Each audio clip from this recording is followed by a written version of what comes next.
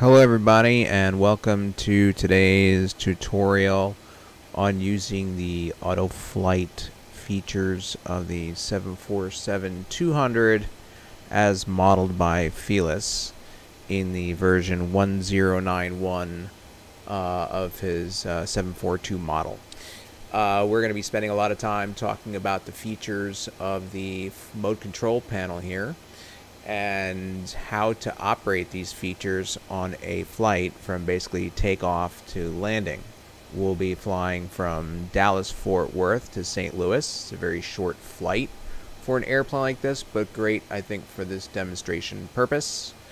And we're going to be departing out of the Dallas-Fort Worth Airport on the Texoma 3 departure via the Ranger VOR 360 radial.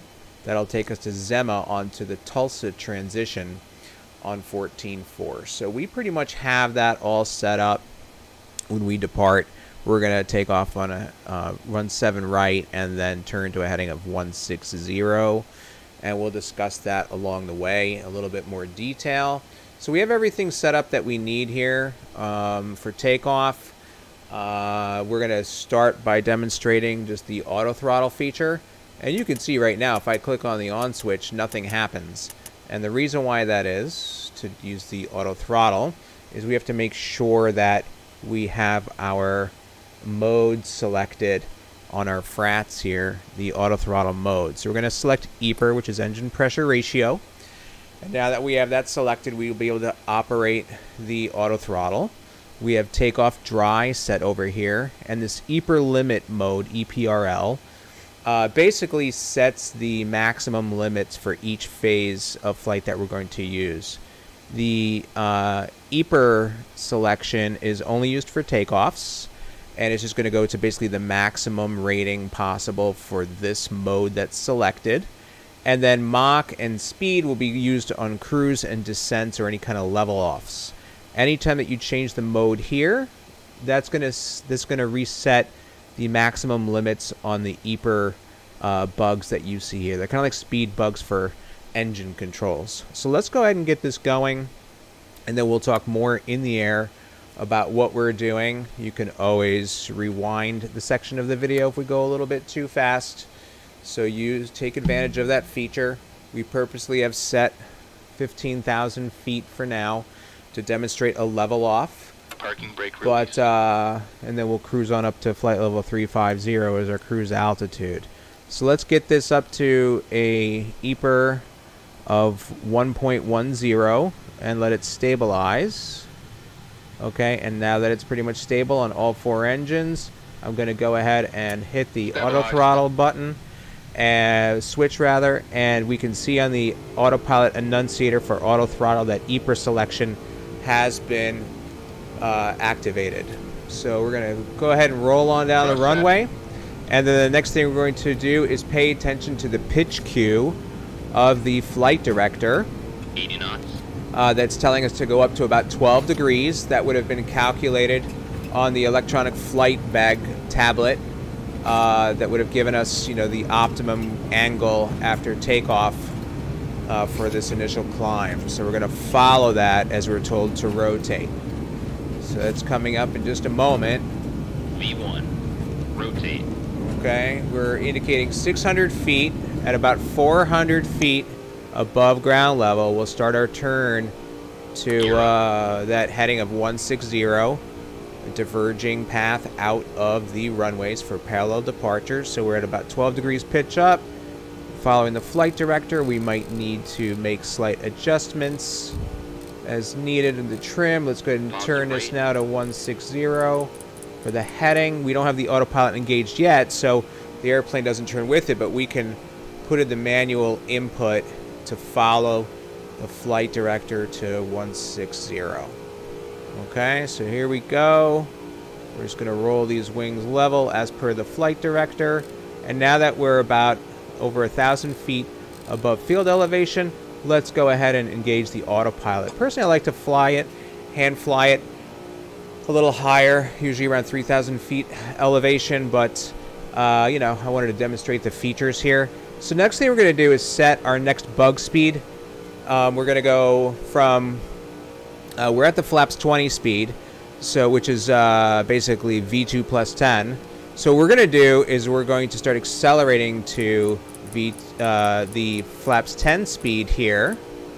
Okay, and then we are going to activate the vertical speed on the speed mode switch up here, and we're doing about 1,700 feet per minute or so of a climb. So now we're going to bring this down to about 1,000 feet per minute. That's going to start an acceleration, and we're going to go to the flaps 10 speed, and we're going to now set flaps 10. Flaps 10. Okay, and then normally if you're flying as a crew, your crew member would be setting these bug speeds to the next speed. Even though this speed bug is not controlling the engines at the moment, we use that as a sort of visual situational awareness indicator for ourselves. So now we're coming up on the flaps 10 speed.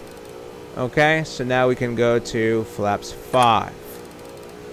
Okay, Flaps 5. and in that case, what we can do now is go to the climb setting for the EPR limit. You're going to hear the engine spool back a little bit. And we might have to make an adjustment to pitch because we're a little bit heavy. We don't want to start to slow the airplane down. We want to either maintain or continue the climb rate. So let's go ahead and set this speed bug to the flaps 5 speed until we get to that speed.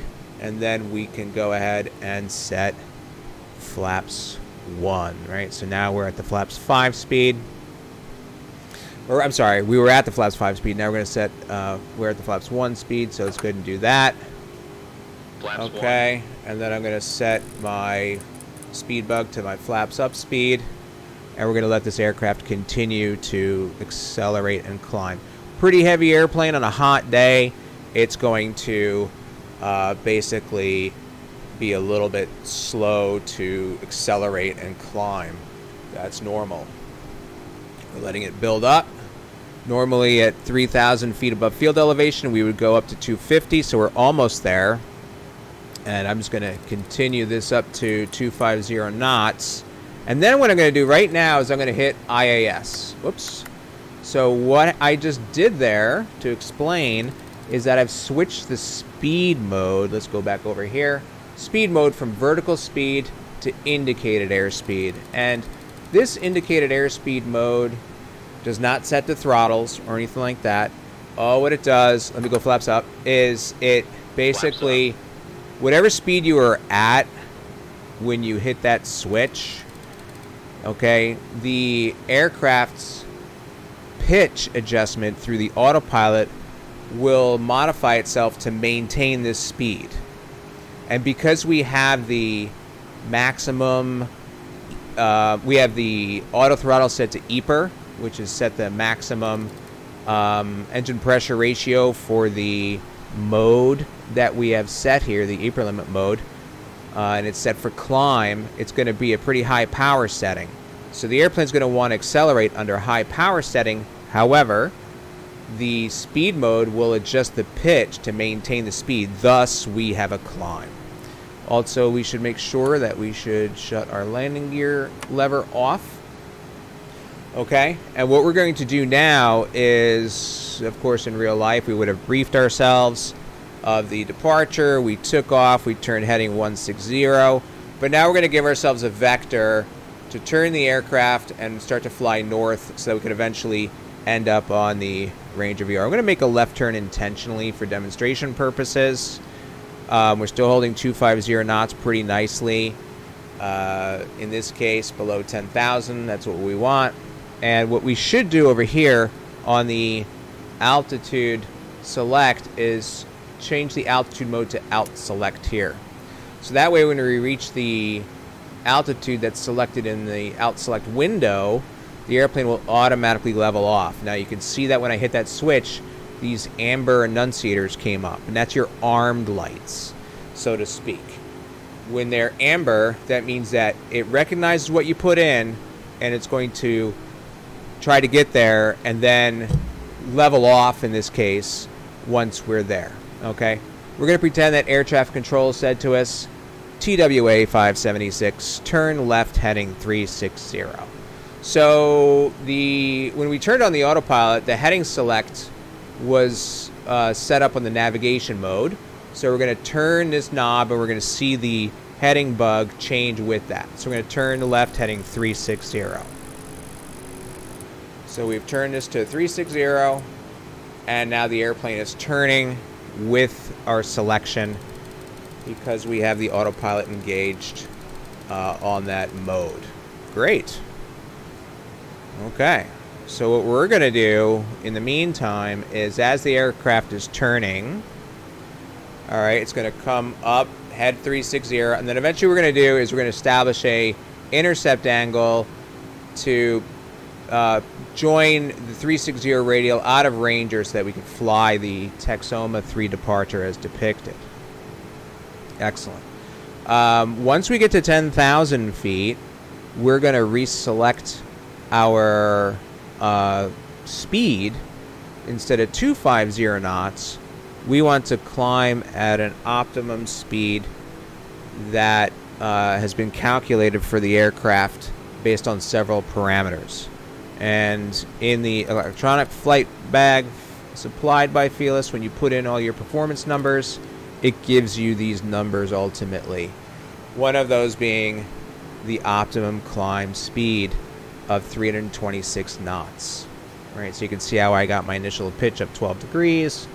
We had our speed bug set in there based on the current conditions, and that's all set up there. Okay. Now, one of the things you're going to notice, like if I took this speed bug right now, or the autothrottle bug, and I changed it, notice that even though I lowered it, the nose didn't pitch up more, and the power settings didn't change. It's kind of a weird thing when you first start using it in this airplane. It doesn't follow the typical behavior all the time that we would see in a more modern airliners. So this will have different modes, and we're going to demonstrate that as we go along. So now we have 10,000 feet, so we're going to go to 326 knots. So let's go ahead and set that, but we don't see the airplane accelerating yet, and the reason why that is because we need to reset the speed mode to vertical speed, and then we're going to pitch the nose down. We're climbing at about 1,300 feet per minute here and here. So let's go ahead and set this to about 500 feet per minute. Okay? And then once we do that, we're going to start to see that the speed will slowly increase. And once this gets to 326 knots, once this needle matches up with our speed bug on our autothrottle speed setting, then we'll re-engage the indicated airspeed. So you're still probably wondering, well, what is the purpose of this number?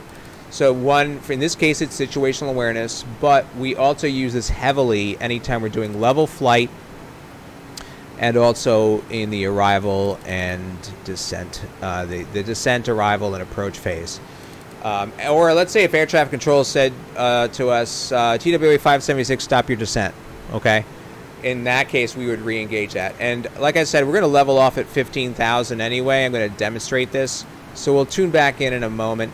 By the way, one thing I like to do shortly after departure is I like to just reset my speed bugs to 0. And this is a good habit, in my opinion, so that you don't accidentally fly an approach later on with a much lighter airplane based on heavy, based on speed bugs that were set for a heavy aircraft for takeoff. So we'll check back in just a moment.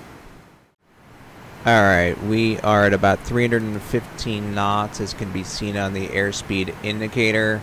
We're waiting for the 326 knot optimal climb speed. And when that happens, we're going to want to resume the climb a little bit greater than our 500 feet per minute. So our current speed mode is set, as mentioned before, to vertical speed. And when we get to the 326, we're going to put this on indicated airspeed.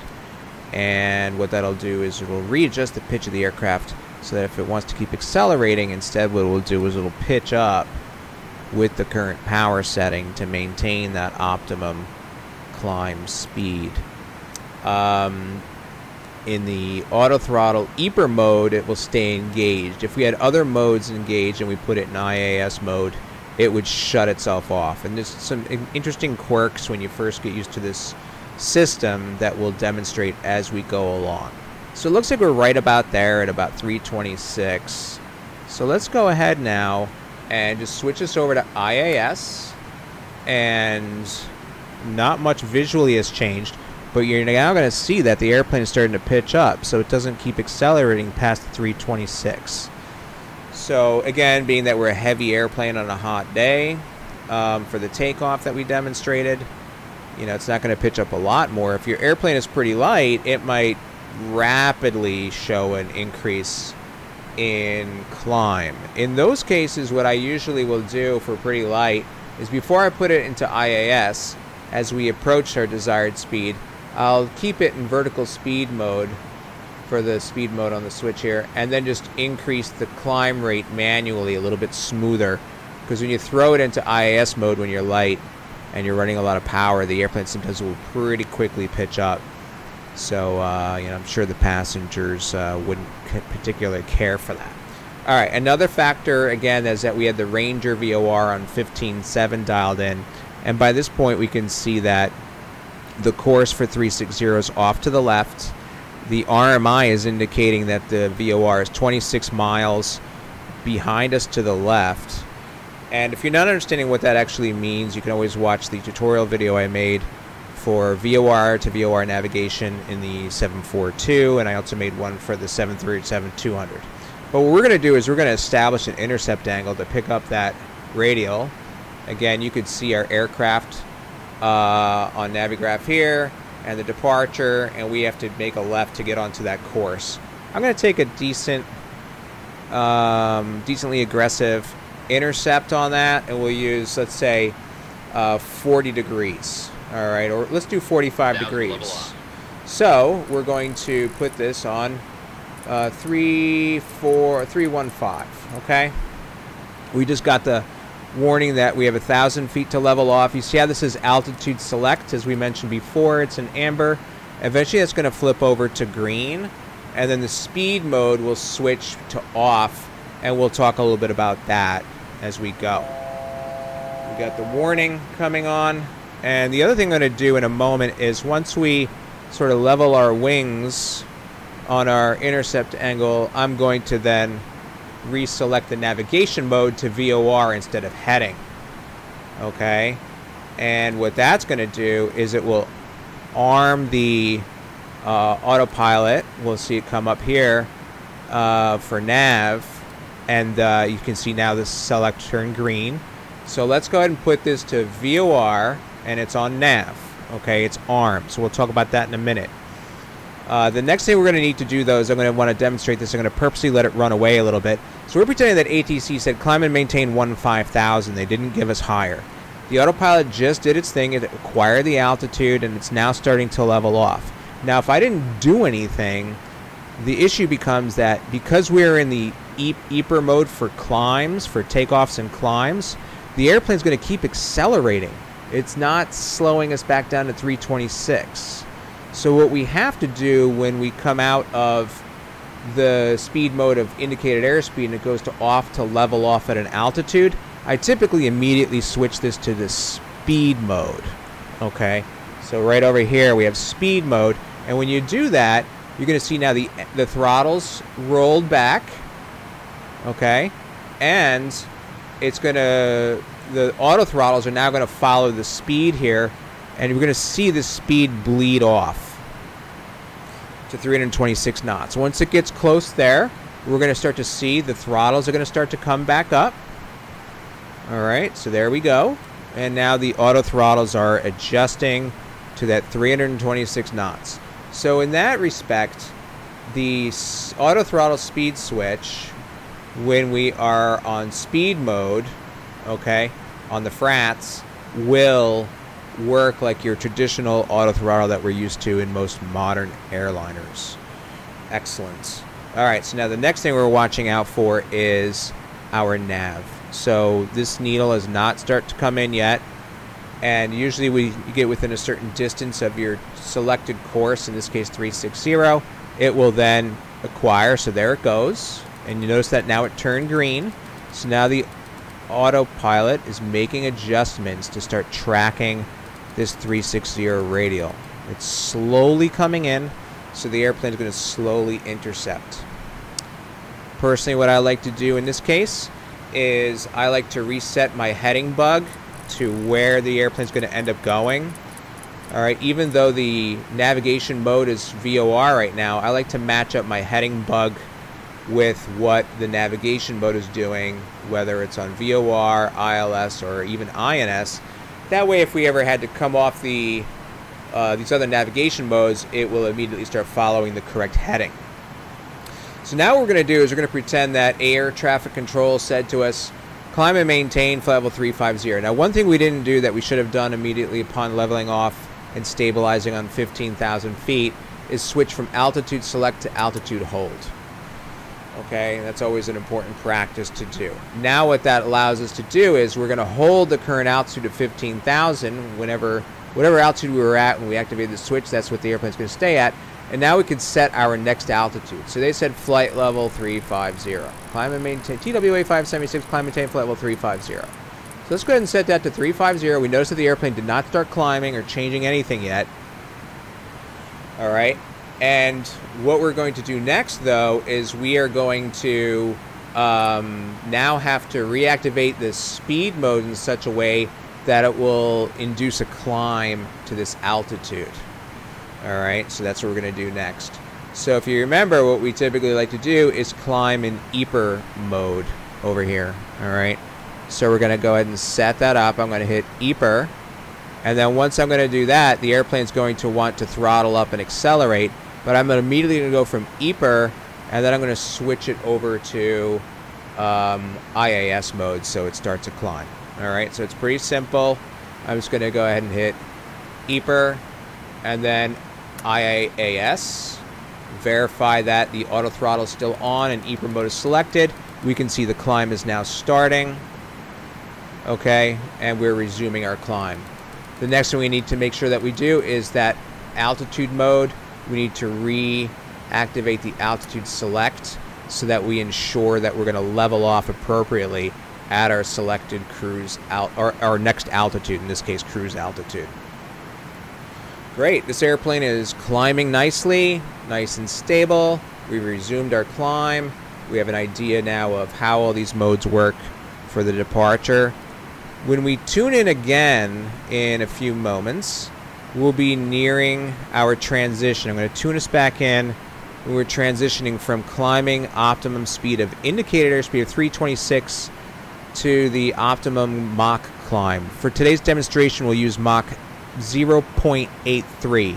We're currently showing 0.65, and notice that as we climb into cooler, less dense air, the Mach number changes for a given indicated airspeed. Okay, so we're going to ride 326 all the way up until this says Mach 0.83, and then we're going to need to switch the speed mode to Mach so that it continues to adjust pitch to maintain our desired 0.83 Mach in the climb until cruise altitude. And then at cruise altitude, we'll let it accelerate to 0.85, and then we'll work some switches down here. So we're not going to use this Mach button at this moment. We're only using the speed mode Mach when we're ready. So we'll see you in just a few moments. Alright, we're back even before reaching the cruise altitude or the transition altitude from indicator speed to Mach, because we're showing a DME out of nav 1 of 79 miles on the Ranger VOR on the 360 radial, and then we have the Tulsa VOR 14.4. This needle is almost centered, as you can see here, and basically that means that we are going to near the Zema intersection, which is a DME of 90 miles from Ranger VOR down here, okay, and Tulsa about 123.6 miles. So there's a couple different ways we could make the turn over here, but we're going to utilize the advantage that this system has. We could go to heading select mode after lining our heading bug, and then switch the frequencies back to here and the course, and then re-engage VOR and make the turn manually. Or what I can do is, as this is just about centered, which it almost is now, I can switch this selector from number 1 or number 2 to whichever side I want. When it's on dual, it means nav2 is displaying its nav2 information, nav1 is displaying its nav1 information. The autopilot is currently tracking nav1. So if I select this to number 2, every display on here will show nav2 information. So watch this. I'm going to put this here. You're going to see this needle had turned. Okay, and the airplane as a result is following that because we have VOR selected for the nav mode. So I basically switched the nav mode over to number 2. While that's happening, I am now going to basically set up the nav 1 to reflect what we're doing next, which has just become what we are doing now, heading over to Tulsa VOR as we crossed Gemma. Okay, so now that I have 14, let's go 14.4. All right, and we watch the RMIs kind of line up. And once I've done that, I can put this back to dual, and it pretty much sits normally. Everything's cool. So this is a very handy switch to operate. Like I said before, I then like to realign my heading bug with what I'm currently facing, so that if we had to come out of the navigation mode and go back to heading mode, we could do so. And we can see basically that we've made our turn over Gemma, and we're now on our way to Tulsa. The airplane will make some fine adjustments to get back on this course as we go along. All right, so we'll tune back in a moment when we approach Mach 0.83. See you in just a moment. All right, we are reaching Mach 0.83 as advertised. So what we can do now is we can switch this over to the Mach mode right here. And basically what's happening now is that we're going to see the airplane increase the pitch, okay, to maintain the speed that we were at when we activated the Mach speed control switch. So we might have been a little bit fast at that point because I kind of tuned back in relatively late. We might have clicked it at about 831, 832, which is okay. If you really wanted to make a fine adjustment, what you could always do is after it stabilizes at its speed and climb rate, you can then basically come on over to this speed mode, and you can see we're doing about 1,400 feet per minute. So if you wanted to, you could always put it on vertical speed, and then you could bump it up from 1,400 feet to, let's say, 1,600 feet or so per minute. Watch that Mach bleed back down to 0.830, and then reactivate the Mach. It will need to catch up to itself a little bit, but whatever speed you were at on Mach when you switch this to Mach mode, it will basically reacquire that. All right. Okay, so now what we have is about 80 miles out from Tulsa. We're going to notice that as we climb at Mach 0.83, the indicated airspeed is going to continually bleed off until we reach our cruise altitude, and that's normal. Okay, that's totally normal in this case. So we'll tune back in just a moment to show also how do we transition from VOR radio navigation, okay, to using what we've put into the INS. All right, so we'll come back in about 20 miles and make that happen. It's real simple, but I'll demonstrate that as well. So we'll check back in a moment. All right, we're back. We're about 57 miles out. Level off. We're within 1,000 feet of our cruise altitude. So we're going to do a couple things. One thing we mentioned is that we're going to switch over to INS navigation mode. So to do that, we first want to see, well, what's the status of the course based on what we programmed in through the SIVA unit. All right, so right now our SIVA unit is showing us that we are going from waypoint 0 to waypoint 1, which we programmed in as Tulsa. We only use the INS for en route. We don't use it for departures or arrivals / approaches. So in this case, we're coming up on our first en route fix. Now, if the way I can see what our navigation status is with this on our HSI is I simply just take the radio INS selector and I switch this from radio to INS. If you look carefully here, because it's set to radio, it's showing VOR. However, what I'm going to do is I'm going to switch this to INS, and you can see it says INS now. Okay? By the way, one thing to mention, we just heard a random click, and as we got close to 35,000 feet, the speed selector went to off, and that's normal. Now the aircraft will finish leveling off at flight level 350. We see that the altitude select enunciation is now in green, so it's acquired the altitude instead of armed, and we can see an acceleration taking place with 0.85 Mach, which is going to come up pretty quick. We're going to switch our autothrottle mode to Mach mode instead of EPR. Otherwise, we would, as mentioned before, we would continue accelerating, and we don't want that to happen. So why don't we go ahead and make sure that we don't forget that. We're 846, 847. You can kind of get the cadence down. 848, 849. Okay, and then by the time we get down here and press Mach 8.5, and at the same time what we want to do now that we've done that is we're also going to put it in cruise mode instead of climb, and as mentioned before, that's going to change the maximum throttle settings available to the engines in that mode of flight. We don't need as much power in cruise typically as we do during a climb or go around, let's say. You can see that the airplane went a little bit past 0.85, all right, and that's normal too. So it's going to let itself throttle back slowly and get at 0.850. And the other important thing is that now that we're leveled off at cruise altitude, let's put this to altitude hold. Okay, excellent. So let's continue what we were doing for our navigation. So we said radio to INS.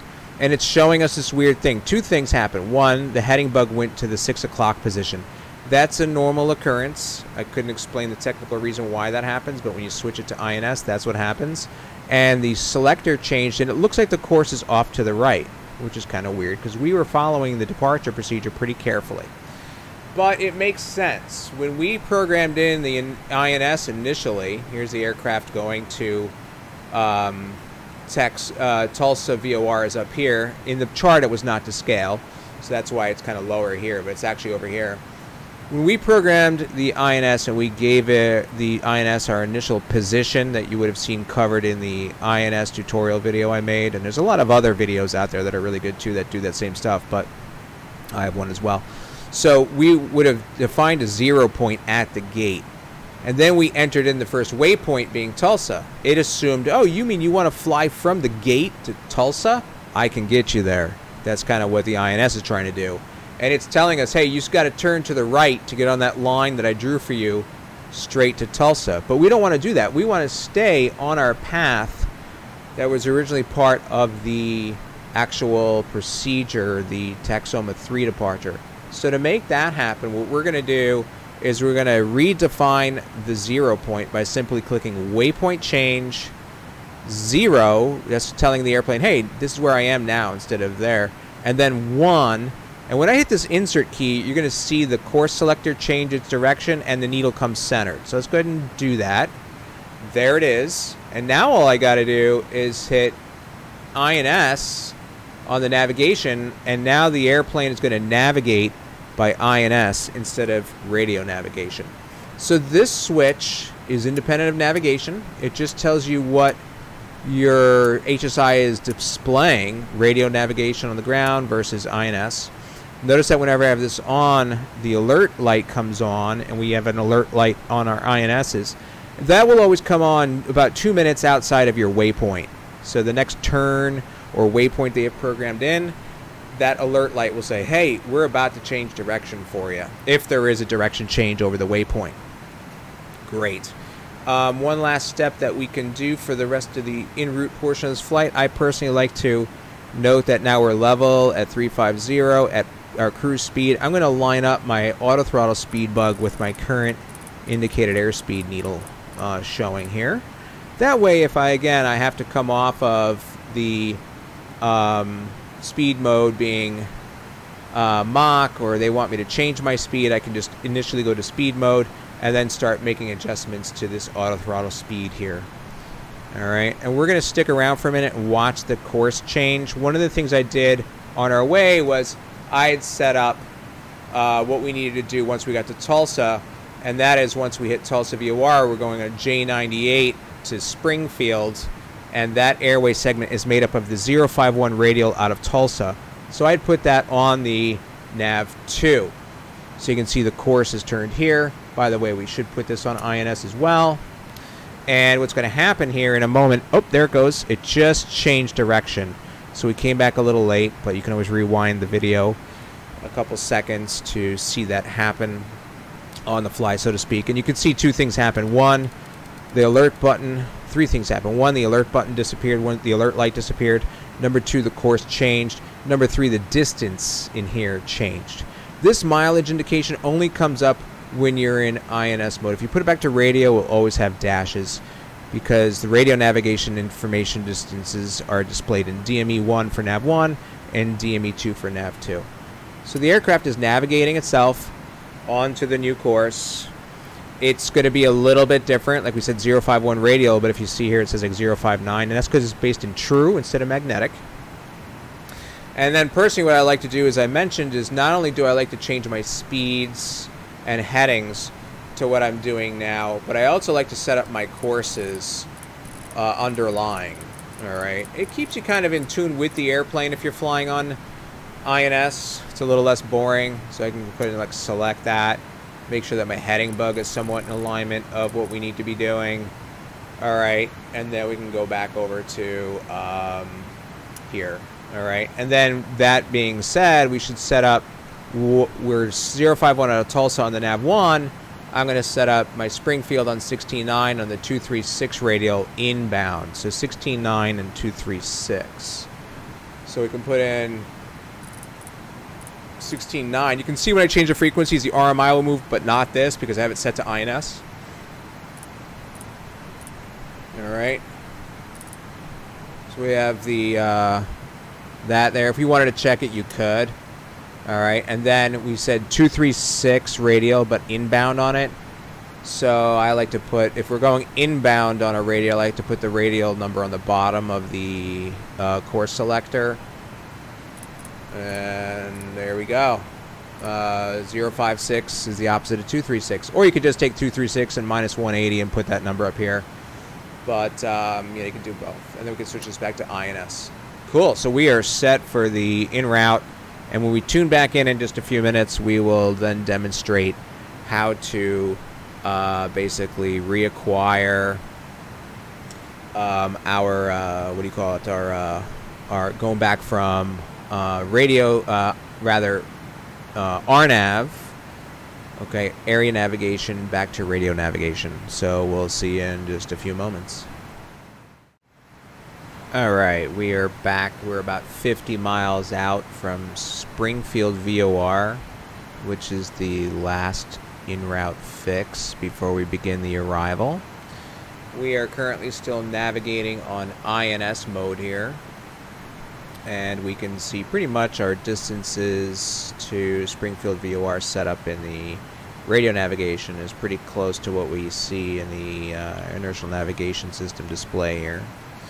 So what we're going to do is we're going to transition back from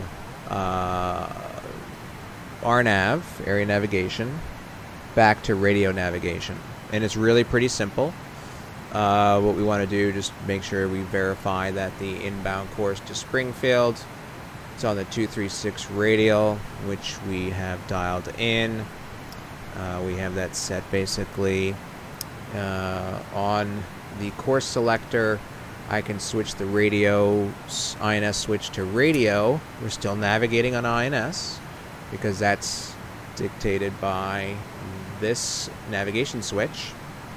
But as mentioned before, we're now displaying what is on the from the VOR signal coming on in. You can see that right there. So the needle looks pretty well lined up, so I'm not really terribly worried about it. I might see the aircraft make a slight adjustment when I come out of INS mode and onto the VOR mode. But let's go ahead and do that. We're going to switch this simply from INS to VOR. Okay. And we still have a green nav indication. Airplane slightly adjusted its bank. Okay. And really, that's it. We've now gone back from area navigation on the INS to radio navigation based on ground-based signals. So what we might also want to do is determine what's our next course after Springfield. Now, if we were continuing en route on Jet Route 98, we would be setting to go outbound from Springfield on 078. But instead, we have this course that seems to go into nowhere. And that's because we will be tracking the arrival. So the arrival that we're going to be flying when we reach Springfield VOR is the Coop 1 arrival. And I have that depicted up here. Similar to the departure procedure where some of the VORs were not to scale. We can see on the en route chart that the Springfield VOR is here. And then in the chart, it's in this section of not to scale. But that's okay. We can see based on Springfield's VOR involvement with the Coop 1 arrival that we have to go to a course of 039 once we cross Springfield to head toward Coop intersection. So typically what we would have done a while ago is we would have switched the course 2 to 039. Okay, so let's go ahead and put that in there now. We'll make sure that the nav2 is also on radio display. Alright, and that looks pretty good. Alright, so in about 21 miles we're going to begin a turn to 039. The other thing we want to do is make sure that we know at what point should we start descending. Okay, at what point should we start descending? And so that's pretty simple. We're going to basically today, we've looked at the weather and we've determined that we're going to land on runway 3 on the 3 zeros, right? 30 left and right. We're going to land on 30 right. You could also land on runway 6, 11, 12, 24, 29, or 30, right? But we're going to land on 30 right, and for that we need to cross this intersection called Kayla at 15,000, 15,000. So the question is, how far from Kayla do I have to start descending in order to get down to 15,000 feet and hold? The blue line on the top and the bottom means that's a hard altitude. So we want to be at 15,000 feet before we get there. So simply put, we got to descend from 35,000 feet down to 15,000 feet. And if we were to do the math on that, it's pretty straightforward. You basically just take easy math, but we'll do it on the calculator anyway. 35,000 minus 15,000. You probably already did the math in your head. And that comes out to 20,000. Now this rule of thumb we're going to apply is that we're going to take that amount of feet to descend, and we're going to chop off the last 3 zeros. It's like moving the decimal place over 3 places. So that comes out to 20, right? So now what we're going to do is we're going to take that 20, representing the amount of feet we have to descend, and multiply it by 3, and we're going to get 60 miles. So we need to start a descent about 60 miles from Kayla intersection.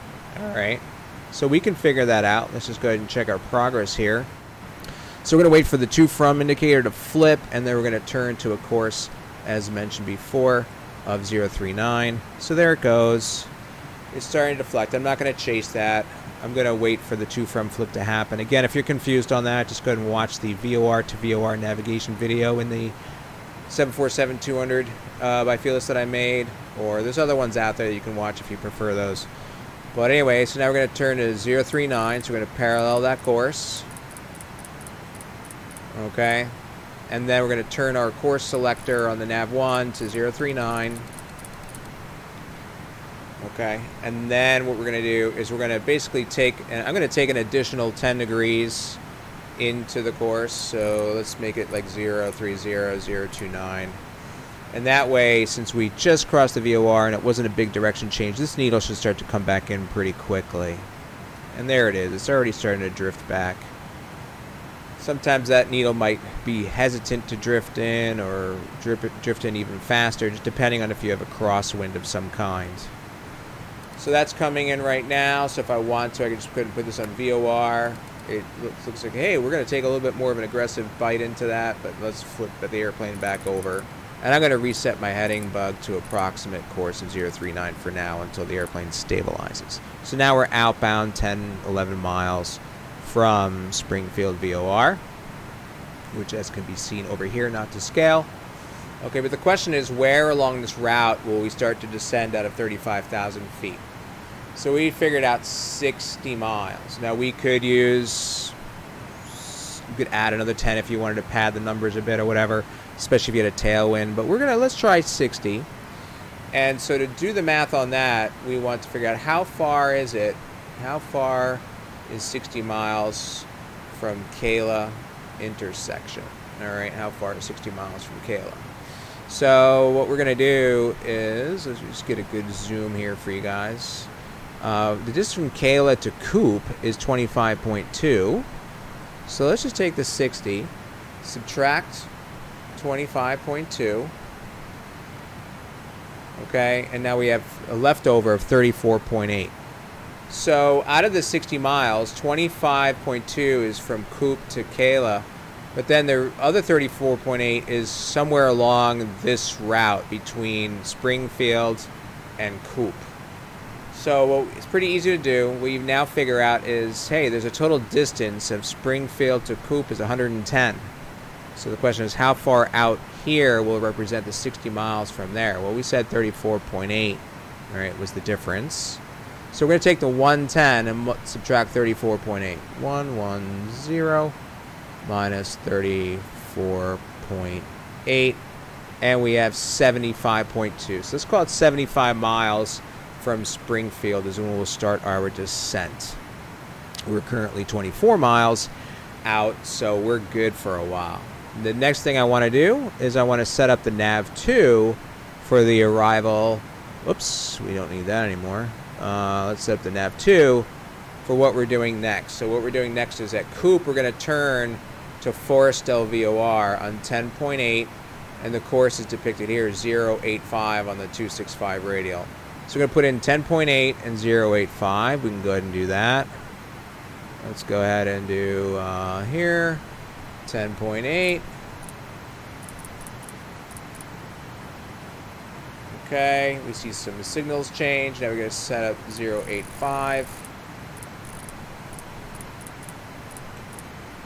Great. So now we have everything set up properly. 10.8 and 085. You can see the airplane appears to be flying toward that course based on the course that we're on now.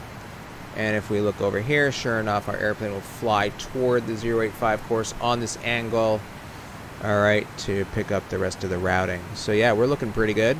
Great, so we'll check back in just a little bit when we are approaching about 60 miles out. We're going to start a descent at 70, and we'll talk about how to set up for the descent with the speed mode on the autopilot. See you in a moment. Alright, so we got about 15 miles from top of descent. We said our top of descent was going to happen at 75 miles out of Springfield. And so what we're going to do is set up the aircraft so that we descend down to 15,000 feet. We initially are going to start our descent based on Mach speed.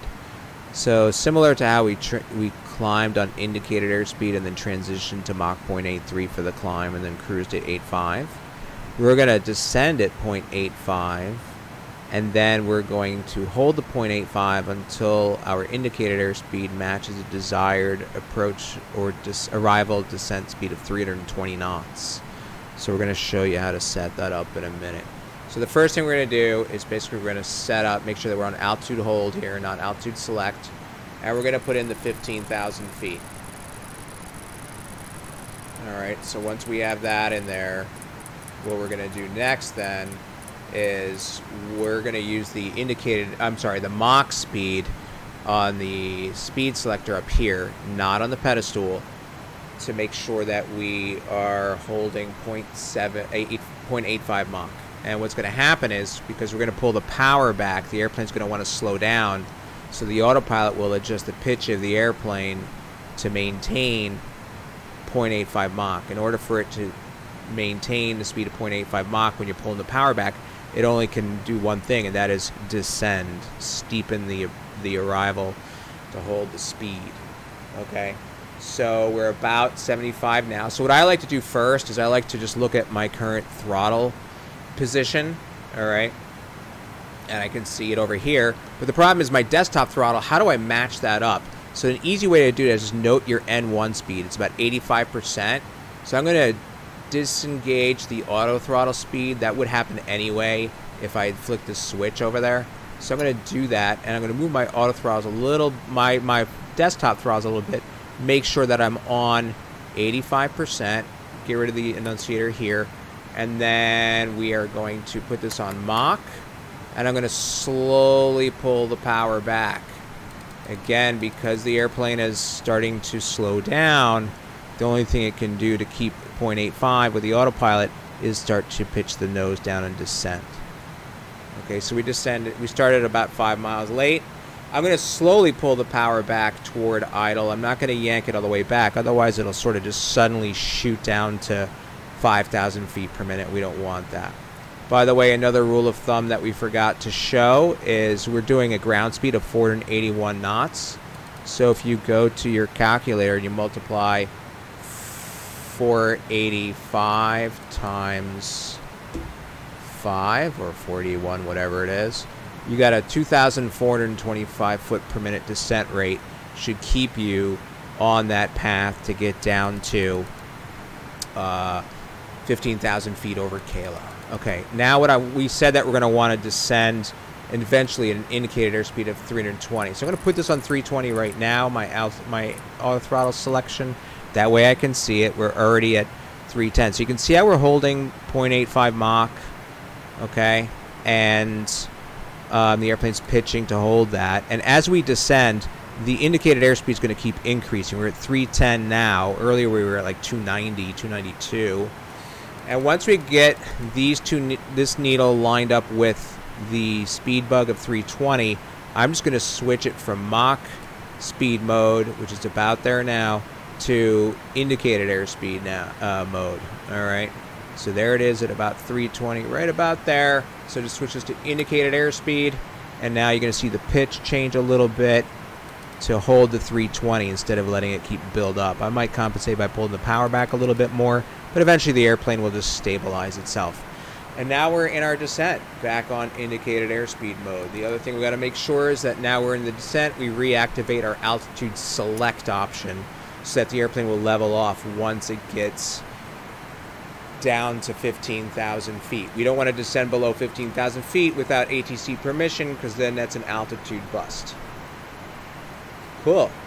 We're at 99 miles out of Springfield, and if we remember, 110 miles is where Coop is, and then we're going to turn on to the 085 radial, or 085 course inbound on the 265 radial into Forrestal.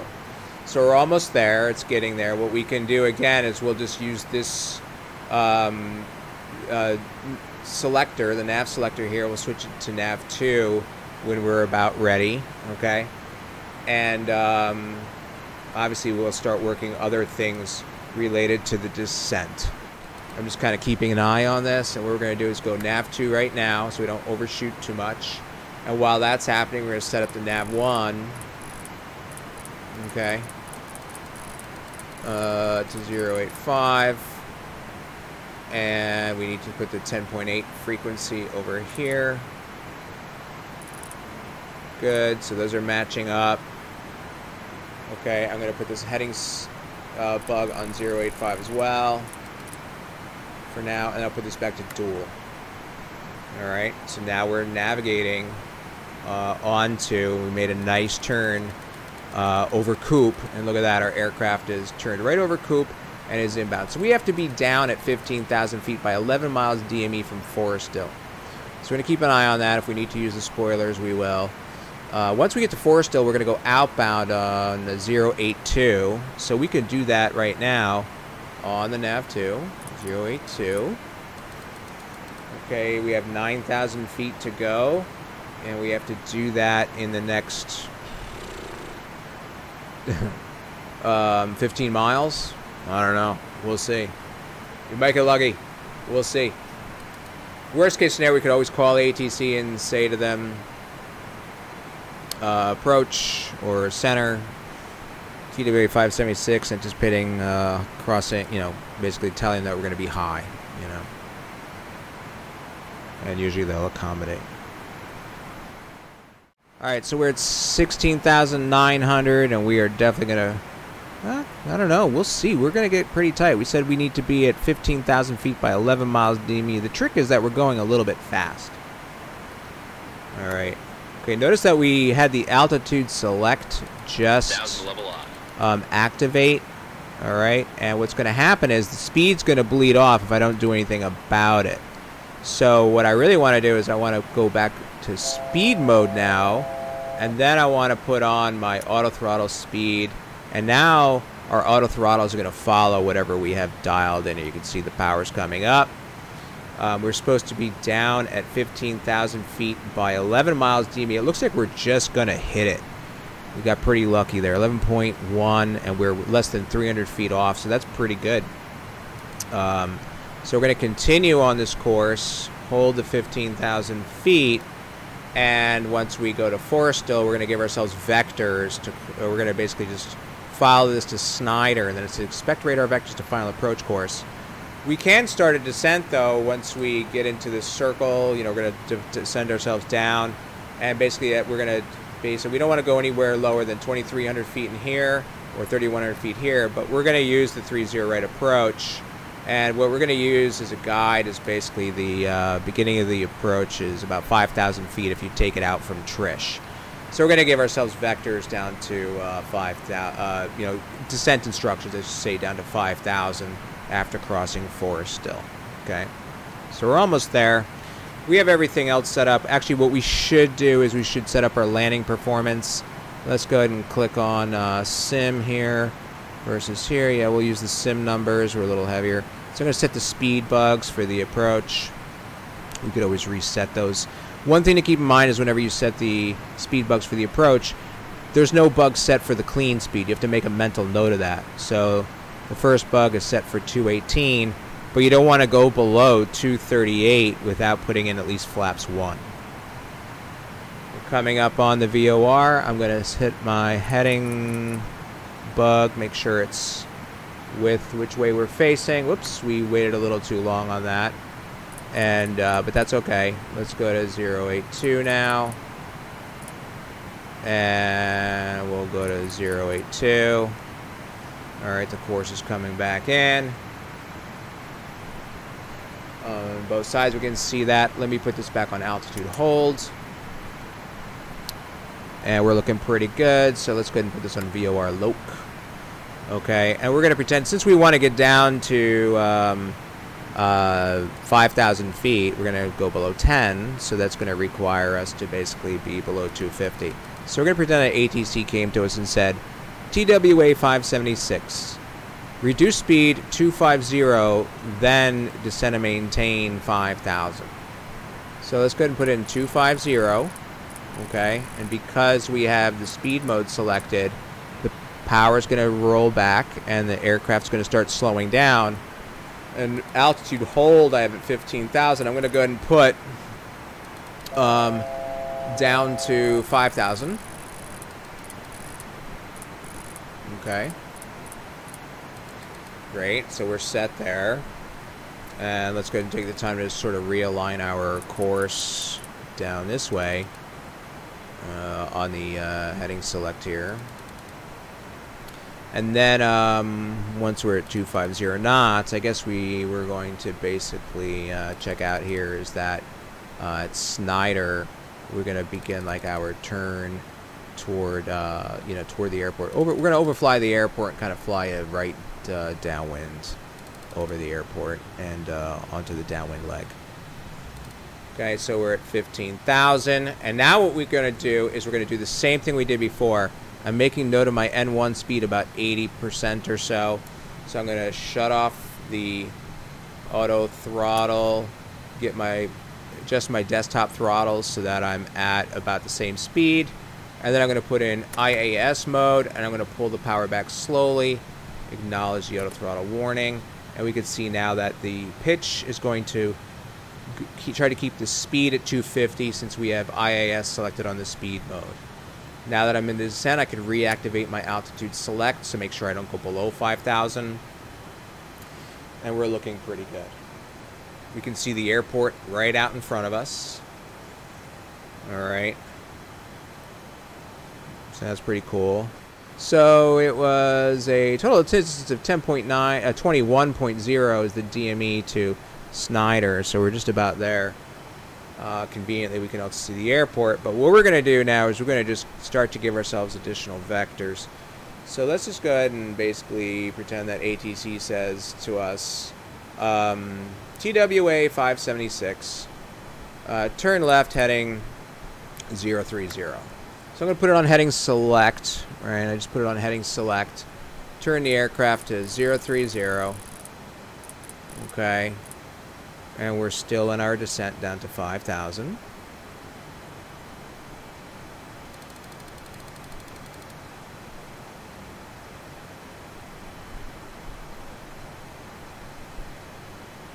Pretty nice day here, but we'll make sure the antenna tilt is at about 4. Still got our speed mode here, good to go. Let's make sure everything else is set here. For now, I'm going to just set my, we might end up needing to use it, but I'm going to set my auto, 10,000. Our spoilers to armed for auto deploy on touchdown. We already have the auto brake set to minimum. And then the next thing we need to do is look at the actual approach. So let's set up the information for the approach. So it's going to be, since we're on vectors, we're not on radio navigation anymore, so we're going to do 11.3 and 303 is the inbound course. Okay, so let's go ahead and set that up. And we're going to do, what do we say, 11.3.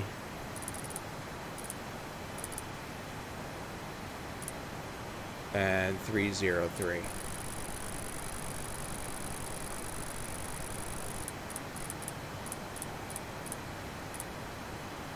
Okay, and what I'm going to do is, since we said that we're going to, I think I mentioned that we're going to also try to demonstrate the Autoland. So for that to work, we need both courses set. I don't usually use Autoland, so I might screw it up. And also we need the 11.3 on this side as well. You could always just set that up on the actual approach, but here we'll have it all good to go right now. 11.3, 303. Okay. Now we're going to see the speed mode switch go to off in a minute. And when that happens, the airplane will automatically go no faster descent rate than 1,500 feet per minute. So I'm going to just go ahead and turn on the auto throttle again. Notice that everything else stayed the same here. That way we don't go much below 250. I try to anticipate it this time. Okay, so we're looking good. And our aircraft is coming out here. So maybe we'll attempt something like a 10-mile downwind based on these DMEs from here. Somewhere between the two rivers here, which we can see conveniently out the window. Okay, actually we're a little bit past. So let's say they tell us TWA 576, turn right heading 120.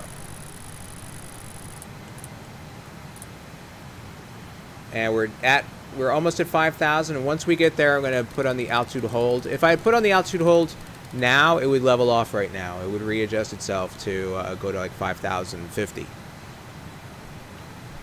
As we said, the minimum flap speed today is 238 knots, the clean speed, not bugged, so we have to keep that in mind. Great. And what we're going to do now is just kind of follow down this river. pretty much depicted right here. And looks like we're about abeam the airport, so why don't we go ahead and put in 238 knots as our clean speed, and that way we can start to prepare to put some flaps down. Alright, so we are showing a DME of 19 miles from the ILS antenna. We don't always get that information, and I don't always rely on it when we're this far off on an angle, but we can see our aircraft almost abeam Trish here. And of course, the air traffic controller would see us on radar pretty clearly and start giving us vectors.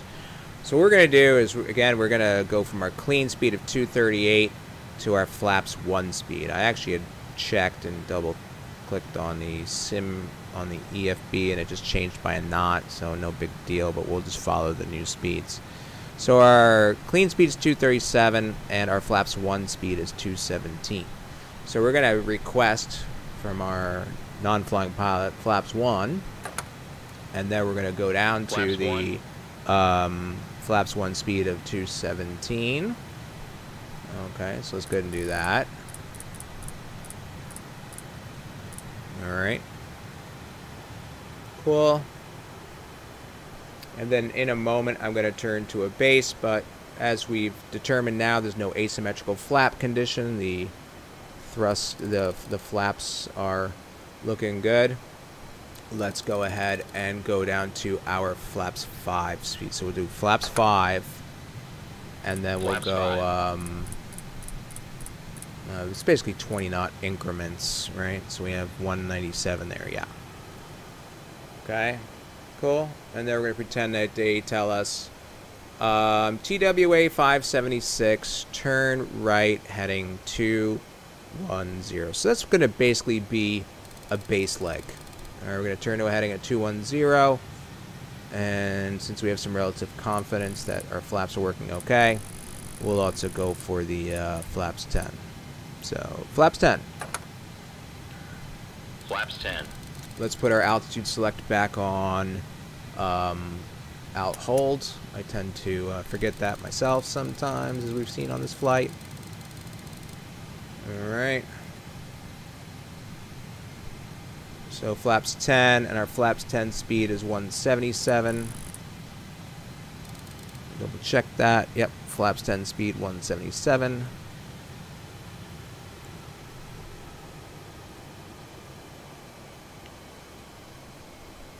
Okay, so as we can see here, basically our aircraft is on a base leg here. And, you know, when we get to the appropriate point, we're going to be given a vector on what we call a dog leg, which is the intercept course of about 270 to pick up the localizer. So one thing we also want to do that we forgot to do earlier is we need to switch our EPR limit mode from cruise to go around. And basically what that's going to allow us to do is if we did have to initiate a go around at any time, we would have our throttle bugs basically set up in such a way that we could get maximum performance for this phase of flight. So they're going to come back to us now and say, TWA 576, 7 miles east of Trish, turn right, heading 270, maintain 5,000 until established on the localizer, cleared ILS 30 right. So we're turning the aircraft to our intercept course of 270. And then at that point, what we can do is put in flaps 20 and flaps 20. Put in the flaps 20 speed here.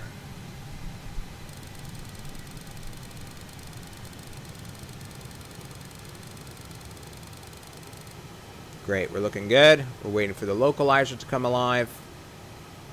We can see basically over here, we're outside of the approach. We could do the step downs, but for just simplicity purposes, we're just going to basically go ahead and put in the actual approach and Autoland demonstration from a little bit further out just to have time to set it all up. So I'm just waiting for the localizer to come alive. Localizer alive. Okay, there it is. I'm going to give it another moment or two, and then we're going to start a turn inbound.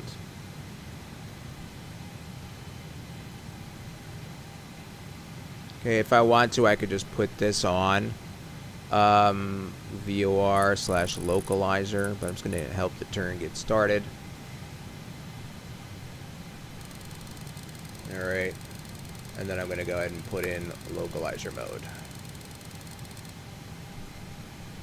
Alright, so our airplane is kind of reestablishing itself onto the localizer. What I'm going to do now is switch it over to ILS. You can see here the localizer mode. I'm going to activate ILS, and then I have glide slope is going to, it's armed to grab it. I'm going to put the gear down. Okay. And since I have both courses and frequencies set, it should track no problem. But what I want to do is I also want to do the Autoland feature. So in that case, that's going to require 2 autopilots to be engaged. So let's see, we want to go to, now that the gear's down, flaps 25, 147. Okay, we have a lot of drag and a level flight altitude. But again, we're going to start descending. So now it's acquired the glide slope. Okay, and since we have everything else engaged, I'm going to go ahead and put on the... wait, I got to do land first. I get this notification, and then I go there, and it gets rid of it. Okay, so now we basically have the Autoland setup. Eventually, we get an annunciation over here for flare, and that's basically confirming that the aircraft has, you know, sort of stabilized and everything is sensed properly in order to do a full auto land. So the airport's straight ahead. We can enjoy a nice little flyby. We're a little heavy for this landing.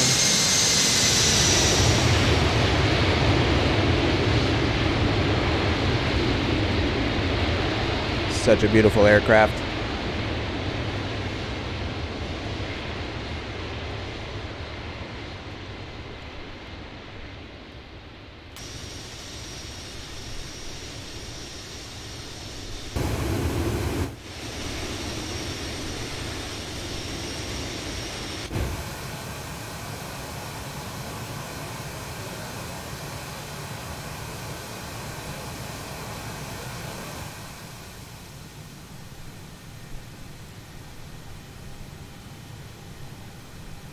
Alright, VREF is 137, plus 5 is 142, which is also the flaps 30 speed. So let's go to flaps 30. Flaps 30. Okay, and then we're going to go ahead and put in the 142.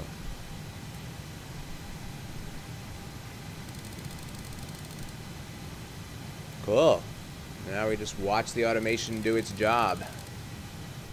Now, I'll tell you right now, I am not well versed on Autoland, so when this thing touches down and we get all sloppy, just be advised. That's my disclaimer for the flight.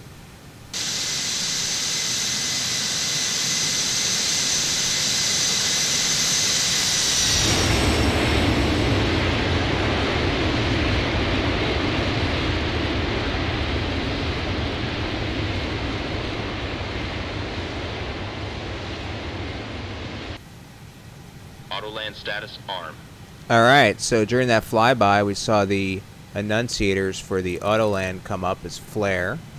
And basically, we heard the call out from our crew member that the Autoland status armed is confirming that we're set.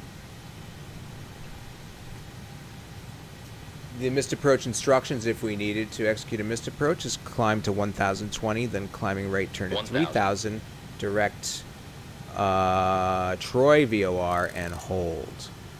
So we could put that 3000 in here right now. Okay, but we are pretty much set. Looking clear, no aircraft on the runway, no vehicles. Airplane stable.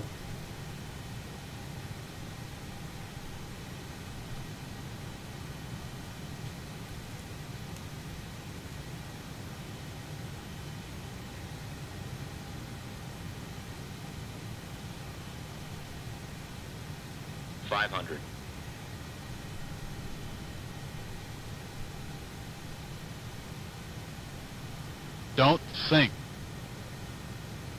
You're gonna probably get a pull-up warning too. Pull up. Yeah, it happens sometimes. I think the rapidly rising terrain underneath us is what does it, but I'm not sure why that triggers sometimes. Inner marker. 50, 40, 30, 20,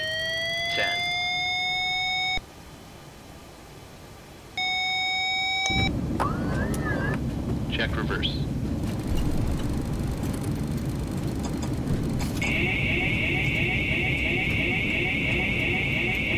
Yeah, you see, that's where I'm not really sure, like, what the typical procedure is when it comes to, like, deactivating everything. So anybody that wants to comment in the comments below, let us know, you know, how that should be appropriately done. Feel free to do so. I'm sure that people would learn from your comments. But in this case, since we had to restabilize on the runway, we used all of our runway available. Cool. Great. So yeah, there we go, everybody. Basic operation of autopilot features and functions of the 747-200 as modeled by Felis as of version 1091. So hopefully you found it useful. I personally think it's always a good idea to go out with any airplane and practice the autopilot features. Not even a full flight necessarily. You could do some takeoffs, some changing in altitudes, multiple step climbs, just to practice the procedure of whatever your airplane is.